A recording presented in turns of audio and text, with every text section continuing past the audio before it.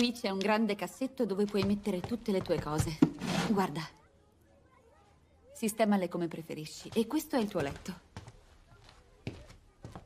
Va tutto bene?